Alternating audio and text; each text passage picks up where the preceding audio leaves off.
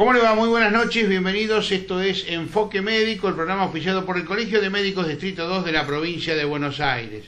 Quiero señalarles que ustedes pueden volver a ver este programa en www.productoraalas.com.ar, en youtube.com/alasproductora y en Facebook/alasproductora. También quiero agradecerles los llamados que ustedes nos hacen a los medios de comunicación que tenemos en pantalla, que son los correos electrónicos y los teléfonos del Colegio de Médicos. Hoy, justamente, llegaron los primeros fríos fuertes y hemos recibido llamados de personas mayores, de adultos mayores, que nos dicen: ¿qué tengo que hacer para evitar problemas? ¿Qué tengo que hacer para evitar inconvenientes? Y bueno, se nos ocurrió consultar a los doctores María del Carmen Canamés y el doctor Alberto Forlano, que son cardiólogos ambos, para hablar de la prevención. Los hemos tomado por sorpresa, estaban en una reunión de la Comisión de Legislación, pero accedieron, por supuesto, a esta charla.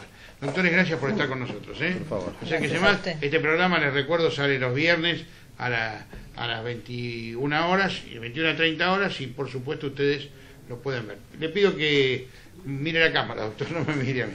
Bueno, vamos. Prevenciones. Los fríos para los adultos, para los chicos, pero claro, sobre todo relacionadas con el corazón, ¿no? Bueno, relacionada con el corazón, nosotros la mayor prevención que hacemos es en los pacientes que tienen ya una cardiopatía, que tienen alguna dolencia, tanto cardíaca como pulmonar crónica. Tratamos de hacer prevención. En ellos lo que indicamos fundamentalmente son las profilaxis con vacunas antigripal, vacuna antineumocóxica. Y bueno, prioritariamente eso. No sé si vos querés agregar. Esperen que le pregunto algo antes que se me vaya con la doctora. Hay una cierta prevención con respecto a la vacuna antigripal que dice que puede afectar a la gente. Yo he consultado a varios médicos que son especialistas. Me dicen que esta vacuna antigripal no causa ningún tipo de efecto secundario porque es una vacuna que no está generada desde un bicho, digámosle, sí. Sino que es una vacuna de laboratorio, ¿no? Claro, el tema con las vacunas es en qué momento darlas. La prevención debe ser precoz. Es decir, antes que empiecen supuestamente a instalarse los fríos, porque ya puede estar el paciente incubando algo. Ajá. Si el paciente ya está incubando algo y no tiene todavía síntomas, ahí sí es donde la vacuna puede ser contraproducente.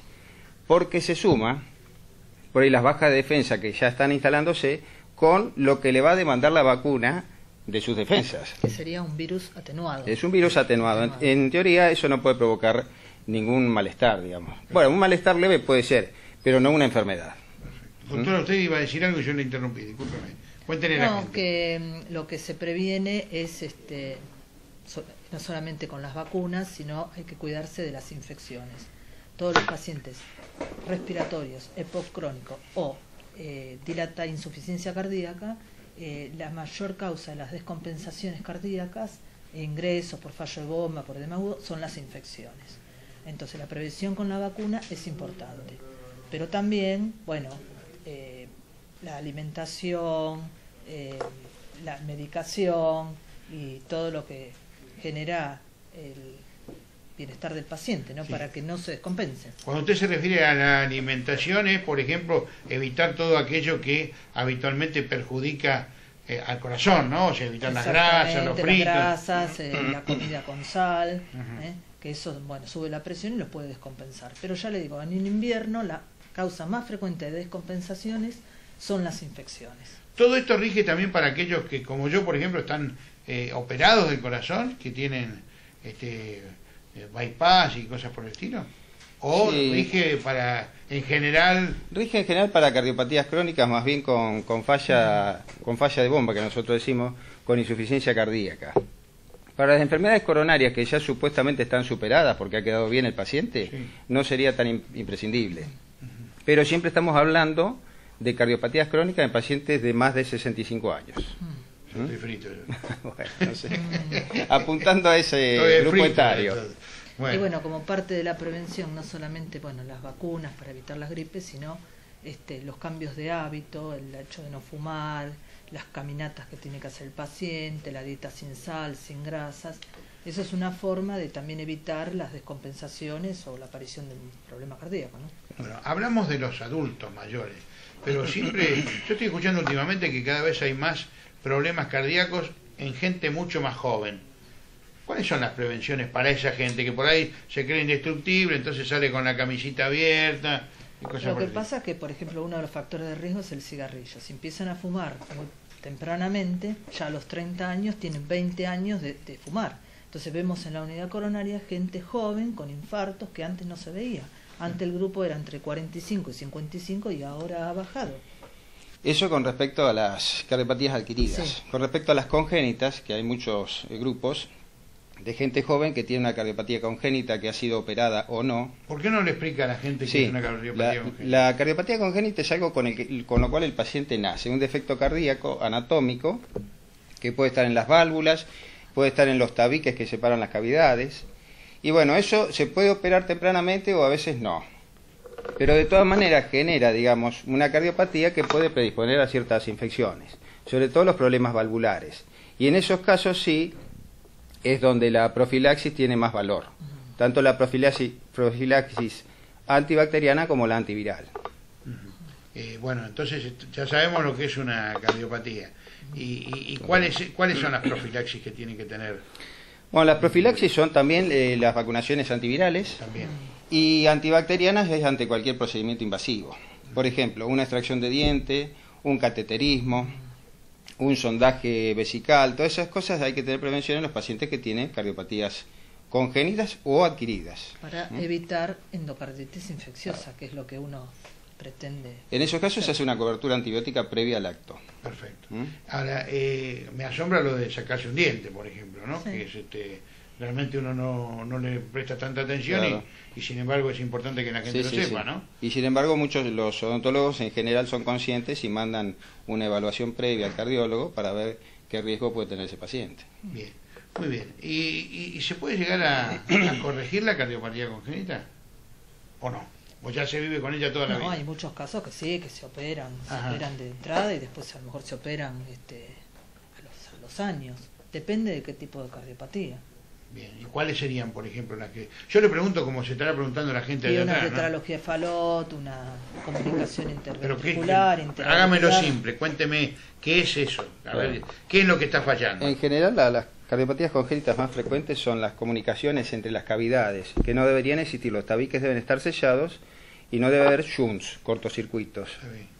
Las más frecuentes son la comunicación interauricular y la comunicación interventricular. Y después hay estrecheces de las válvulas, que también son importantes, pero no son tan serias como esas para la prevención.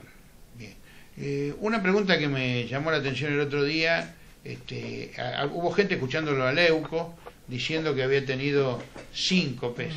Sí. Mucha gente me dice, ¿por qué no le preguntan a los médicos cuál es la diferencia entre un síncope y un infarto?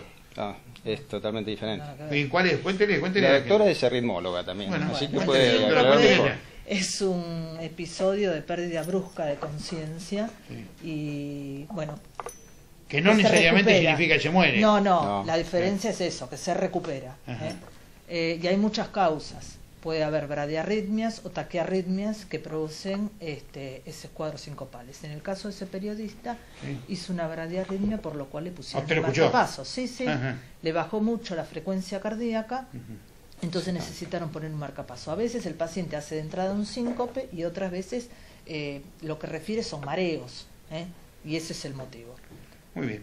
Bueno, yo les quiero agradecer mucho que hayan estado con nosotros Al contrario. en este bloque, y no sé si quieren agregar algo que puede ser importante, no sé, para otros factores, Y la otros... consulta eso. precoz al cardiólogo, Perfecto. la prevención ante factores de riesgo, hipertenso, fumador, diabético, dislipémico, bueno, consultar al cardiólogo, hacer pruebas de esfuerzo para evaluar el riesgo cardiovascular que tiene ese paciente. Es la manera de prevenir y no llegarlo a detectar en el infarto, sino previo a esa etapa y poder revascularizar si se necesitara, ¿no? O sea, la Sobre prevención todo cardiovascular. en el paciente diabético, que siempre decimos que es un equivalente al resto de todos los factores de riesgo. Es por sí mismo una enfermedad de alto riesgo. Bien. Bueno, les agradezco mucho que hayan estado con nosotros. Ha sido muy ilustrativo y contrario. obviamente esto va a derivar en una nueva tanda de preguntas que los va a obligar a ustedes a estar una vez más con nosotros. Muy amable por Muchísimas invitarnos. gracias. Señores, continuamos en Enfoque Médico, vamos a una pausa. Este es el programa auspiciado por el Colegio de Médicos Distrito 2 de la provincia de Buenos Aires. Enseguida volvemos.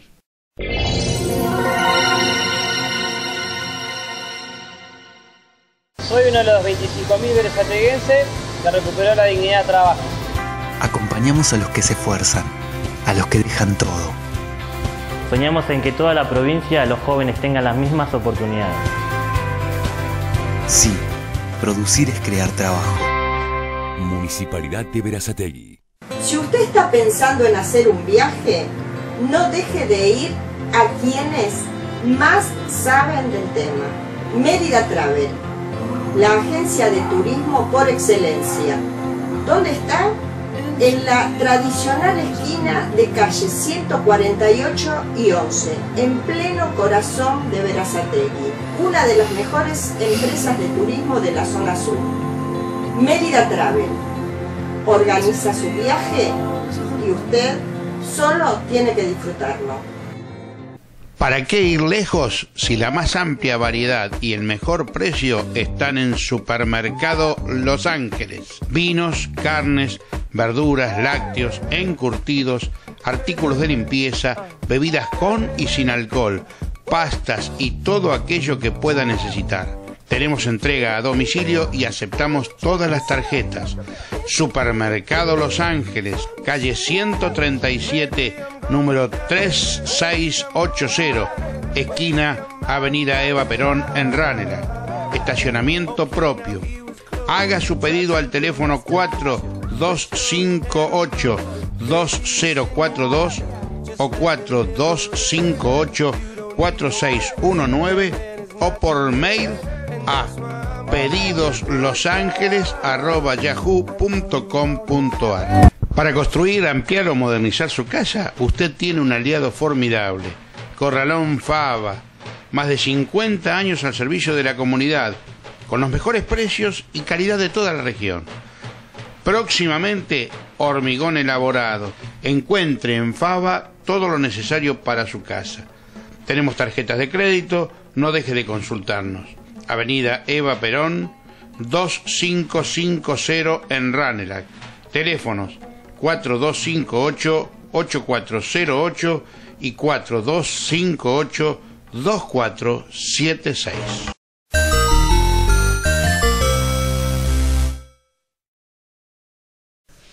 Continuamos en Enfoque Médico, el programa auspiciado por el Colegio de Médicos Distrito 2 de la provincia de Buenos Aires. Les recuerdo que ustedes pueden volver a ver este programa en www.productoraalas.com.ar, en youtube.com/la productora y en Facebook/Alas Productora.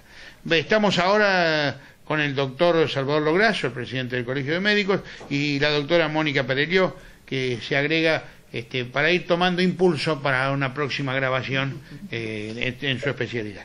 Pero quiero decirle al doctor Lograsso que un poco la llegada de los fríos también nos lleva al tema de la prevención en general en el sistema hospitalario de la provincia y por supuesto dentro de la provincia en la región en la que estamos cubriendo nosotros. Doctor, ¿estamos preparados para prevenir las necesidades, por ejemplo, en la bronquiolitis que hay en el Gran Buenos Aires y en esta época? Mire, en general, en esta época, durante mucho tiempo, durante muchos años, los servicios de guardia, sobre todo de pediatría y neonatología, se reforzaban con contratos de 2 o 3 meses para que hubiera cantidad suficiente de recursos humanos. Creemos, lamentablemente, de que el recurso humano hospitalario en este momento es deficitario en todas las especialidades. Es decir, cada vez hace falta más médicos en los hospitales y cada vez hay menos médicos. El problema, lo hemos explicitado muchas veces, es muy complejo, llevaría mucho tiempo. De cualquier manera, creo de que los hospitales en este momento, si no modifican, no dotan de la aparatología, de recursos humanos y de medicamentos, y la situación va a ser bastante complicada, habida cuenta de que en este momento no tenemos un estado epidémico, ni tampoco una gran cantidad como la que suponemos va a haber en la medida que aumente el frío. Tenemos que tener la prevención suficiente como para que el hospital tenga todos los elementos y todos los medicamentos necesarios para que la población que concurra no tenga dificultades. No se olvide que la inmensa mayoría de la gente que concurre al hospital carece de medio, no tiene una cobertura social y no tiene recursos económicos. Por lo tanto, si no sale del hospital con el remedio que se le indique, va a ser muy difícil de que lo puedan adquirir en cualquier centro de alguna farmacia. Doctor, hay miles de chicos que se deben derivar a centros de mayor complejidad. Por ejemplo, el Hospital de Niños en La Plata. Esos miles de chicos vienen de toda la provincia. También están inmersos en esta problemática de la falta de recursos, ¿no? Mire, el Hospital de Niños de La Plata es un centro por excelencia de referencia, ya sea por su calidad humana, por las prestaciones que desempeñan y porque además es un centro de referencia de toda la provincia de Buenos Aires. Por lo tanto, muchos de los chicos que tienen patologías respiratorias son derivados del centro asistencial. Supongo, por la información que nosotros tenemos, que tiene una serie de dificultades que esperemos que la provincia tome carta en el asunto y la solucione a la mayor brevedad posible. No escapa al déficit que tiene el hospital de cualquier ciudad de la provincia de Buenos Aires con cualquiera que esté funcionando en este momento. Es decir, el hecho de que sea un centro hospitalario para chicos no difiere de la necesidad que tenga para cualquier hospital general. Quienes estamos en el conurbano sabemos de la seria dificultad que tenemos, por lo tanto, esperemos que las autoridades tomen carta en el asunto y doten a todos los hospitales de todo el requerimiento necesario. Ahora, esa, digamos así, es una problemática no solo de la provincia. Yo recuerdo que en algunas jornadas de esas que se hacen anualmente en Mar del Plata, se decía que los municipios tendrían que ser el primer nivel de prevención a través de los centros de salud, de las unidades sanitarias, de todo aquello que impida que patologías que no son necesarias derivar a los hospitales lleguen a ellos. Sin embargo, esto no existe. ¿Esto satura también a los hospitales? Mire, el problema de las unidades que nosotros decimos unidades sanitarias, primero, tienen la misma dificultad que tiene cualquier centro asistencial. En segundo lugar, todo lo que necesitan, sea en estudio, en radiología y demás, lo derivan al hospital. Por lo tanto, el paciente que concurre a una unidad tiene un doble gasto. Primero, concurrir a la unidad y segundo, después ir al hospital. Y cada vez que llega al hospital, que está saturado, que no tiene recursos, a veces no tiene la prontitud y el estudio no se realiza nunca. Por lo tanto, hay mucha gente que directamente no van a las unidades, van directamente al hospital porque sabe de que de alguna forma pueden encaminar y solucionar su problema. Por eso los hospitales están saturados, no tienen turnos. Si eso sumamos a la falta de recursos humanos, no hace falta decir que 2 más 2 va a dar 4. Doctor, usted decía hace un par de semanas que acá ustedes no hacían críticas, solamente trataban de aportar las soluciones a través de su conocimiento de la problemática. Todavía, a pesar de que han pasado 15 días y tenemos constancia de que hay algunos dirigentes políticos locales que lo han visto, no ha tenido ningún llamado, ningún contacto, nada, no ha aparecido, ¿no? Mire, en este momento se habla de todo menos de la salud. Parecería ser que hablar de salud es una mala palabra. Nadie se ocupa, nadie habla, nadie explicita cuáles son sus planes con respecto a la salud, ya sea a nivel provincial o municipal o nacional. Yo creo que o no les interesa o no tienen planes. O están improvisando para que el día que lleguen a ocupar el cargo, recién ahora van a empezar a tomar conocimiento de la realidad. Nosotros creemos de que realmente, sea quien sea, aquel que se postula para un cargo, ya sea legislativo o ejecutivo, lo menos que puede hacer en el campo de la salud es explicitar a la población cuáles son sus ideas, qué es lo que pretende hacer, pero por sobre todas las cosas, consultar con aquellos que realmente saben. Y los únicos que saben de las problemáticas del centro de salud son los trabajadores de la salud que están en el hospital o en la unidad sanitaria. Por supuesto de que nosotros no hablamos del resto, hablamos de nuestros médicos. Yo me pregunto, ¿alguna institución médica representativa en el campo laboral, sanatorial, público o privada está siendo consultada? ¿Alguna sociedad científica está siendo consultada para que en ese ramo específico ver qué es lo que hay que arbitrar con respecto al futuro? Si no se consultan aquellos que saben, indudablemente seguimos improvisando. Y la improvisación no sirve en el campo de la salud. No sirve con cambiar a un funcionario. Nosotros podemos aceptar que los cargos políticos no tengan una estabilidad permanente. Debería ser lo contrario. Pero todos los cargos que están por debajo, ejecutivos y demás, tienen que ser con gente que tenga continuidad.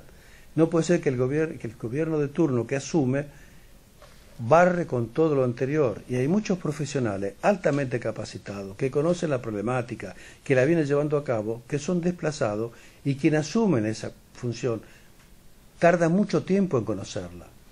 Y a veces se van antes de terminar de conocerla. Es decir, no hay continuidad en los planes. Por eso nosotros estamos insistiendo de que todos aquellos, sin distinción de color político, realmente expliciten a la ciudadanía, expliciten a las instituciones médicas, expliciten a todos,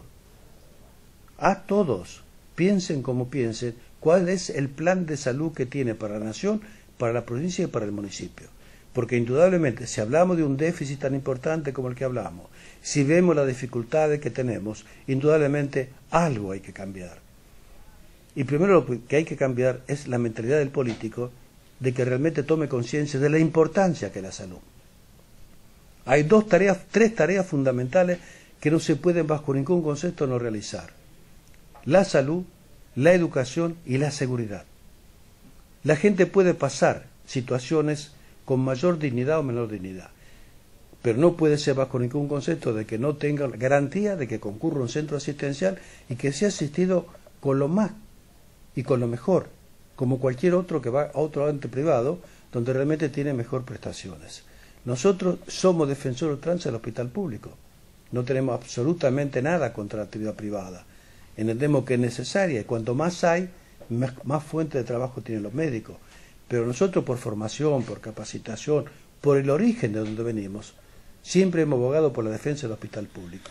Y lo que vemos que somos los trabajadores de la salud en general y los médicos en particular que instalamos permanentemente el déficit asistencial de la salud y no vemos que el gobierno, ya sea central, ya sea provincial o municipal, tenga la misma preocupación y la misma dedicación que tenemos nosotros. Y cada vez que insistimos en algo, lo primero que somos descalificadores, que no estamos conformes con nada, etcétera, etcétera. La gente tiene que tomar conciencia de que realmente la salud no es una dádiva, es una obligación del Estado y un derecho del enfermo. Por lo tanto, hágalo valer. No le están dando nada. Eso de que la salud es gratis es mentira. La pagamos entre todos. Nada es gratis. Hasta ahora el único que es gratis es el aire. Por lo tanto, si todos pagamos y todos colaboramos, por favor, todos exijamos para que la prestación que reciba sea de la mejor posible. Y no empezar con planes faraónicos donde habitualmente nunca se cumplen y porque además son irrealizables. Doctor, la última pregunta y tiene que ver para ratificar algo. El Colegio de Médicos está dispuesto a hablar con todos, no importa el color político, y brindarles su asesoramiento a través de la experiencia para que puedan entender qué es lo que está pasando con la salud, ¿no? El Colegio de Médicos o los colegios de médicos de la provincia de Buenos Aires son todos apolíticos. Eso no significa que cada uno de los médicos que participan de su conducción tenga su orientación política. Nosotros no hacemos política partidista. Lo que pretendemos instalar es política sanitaria y queremos hablar con aquellos que realmente tengan capacidad para hablar de sanitarismo en la República Argentina, para ver cuál es un proyecto. Porque además es muy fácil en un escritorio hacer planes. El problema después es el que tiene que llevarlo a cabo. Entonces, cuando hablamos de planes realistas, hablamos de tomar conciencia de nuestra realidad. Ver con qué recursos humanos contamos, con qué aparatología, con qué infraestructura ambiental, para después saber qué es lo que vamos a hacer. Cuáles son las patologías regionales, cuáles son las más prioritarias, cuáles son las necesarias que no se pueden dejar bajo ningún concepto ser abandonadas. Los proyectos a larga distancia me parecen bárbaros, pero lo más importante es atender la realidad. Alguien dijo alguna vez que la única verdad es la realidad, y la realidad demuestra que en este momento tenemos un serio problema en el campo de la salud. Entonces, la convocatoria que hace el Colegio de Médicos, sin ninguna orientación, además sin ningún interés, porque de ninguno de nosotros nos estamos postulando para nada. No somos candidatos que estamos instalando un tema para ver si alguien nos acompaña con el voto. Nosotros somos apolíticos en lo partidario, somos hombres políticos de la salud y lo que pretendemos es que el Estado, ya sea municipal, provincial o nacional, tome conciencia de que la salud es un derecho y el Estado tiene una obligación de brindarla de la mejor calidad, no como puede, no, de la mejor calidad, porque lo que concurre en los centros asistenciales son ciudadanos que tienen el mismo derecho y la misma obligación. Y además, como alguien dijo en alguna oportunidad, tiene dos problemas: el de estar enfermo y el no tener recursos. Porque hay otra clase de ciudadanos que están enfermos pero tienen recursos. Entonces el único problema que tienen es el de la enfermedad que está sufriendo en ese momento. Pero el que va a un hospital seguramente además de esos 2 debe tener alguno más, pero 2 seguro, enfermo y con pocos recursos. Entonces, la solidaridad de todos nosotros hace que ese paciente que concurre a un centro asistencial sea atendido con la mejor calidad y que además no tenga que peregrinar por todos lados para tener solución en lo que significa tanto aparatología como medicación. Por eso es importantísimo, reitero, las 3 funciones más importantes que tiene un Estado son la salud, la educación y la seguridad. No hay un pueblo sano sin salud y no hay un pueblo sano si no tiene educación. Entonces, si no tomamos conciencia de todo eso, bueno, después no nos quejemos. Seamos conscientes de nuestra realidad y por lo tanto esto es algo que la ciudadanía tiene que tomarlo como propio. Nosotros no vemos que realmente haya una gran preocupación de la sociedad en general. En general se ocupa aquel que tiene la necesidad, que va al hospital y que no tiene recursos y que se da cuenta de que tampoco le puede resolver el problema. Entonces ahí toma conciencia de la gravedad de lo que no hay. Pero mientras tanto, en vez de pasar por la vereda del hospital para no sentirse como un enfermo, pasa por la vereda enfrente. Y no es así. Acá en la República Argentina ha dado sobrada muestra de que sus profesionales son altamente capacitados. Y si no fueran altamente capacitados, pese a todo, pese a un sueldo que realmente no podemos calificarlo como tal, la falta de insumos, la inseguridad, no iría al centro asistencial. Sin embargo, los médicos que surgen de lo que es la formación general siguen concurriendo a los hospitales, exponen su seguridad, exponen su capital en aras de brindar algo. Pero realmente no vemos que hay un correlato de la sociedad en defender al profesional. Es una vergüenza lo que está pasando en los hospitales con la agresión que sufren los trabajadores de la salud en general y los médicos en particular. Ni siquiera en la época de la guerra los hospitales son atacados. Ahora nosotros defendemos al ciudadano y el ciudadano nos viene a agredir. ¿Cómo se entiende eso? Y encima nadie está haciendo absolutamente nada para que esto termine. Le pegan a un médico en el hospital, va a la comisaría y vuelve a pegarle otra vez porque entró y salió. Claro. Y si usted le responde a ese agresor contra agresión, usted va preso y la provincia le hace un sumario. Ni siquiera tiene la posibilidad de defenderse, de la misma forma que pueden defenderse los terceros. Además nosotros seguimos insistiendo que la obligatoriedad de la seguridad en los centros asistenciales es del empleador. Y el empleador se llama Provincia de Buenos Aires en los hospitales provinciales y municipios en los centros municipales. Esos son los responsables. A nadie se le va a ocurrir a pegarle a un trabajador en cualquier fábrica. Primero porque no pueden ingresar y segundo porque la empresa toma la medida de seguridad para que los trabajadores cumplan con su rol específico. Al margen de todo lo que estamos sometidos por los riesgos profesionales del ejercicio, por la medicina defensiva, por los acosos de la industria de los riesgos profesionales y mal llamada malpraxis, tenemos que estar preveniéndonos de que no nos peguen. ¿Usted cree que un médico que hace una guardia de 24 horas en un centro asistencial, que a veces en la unidad está solo,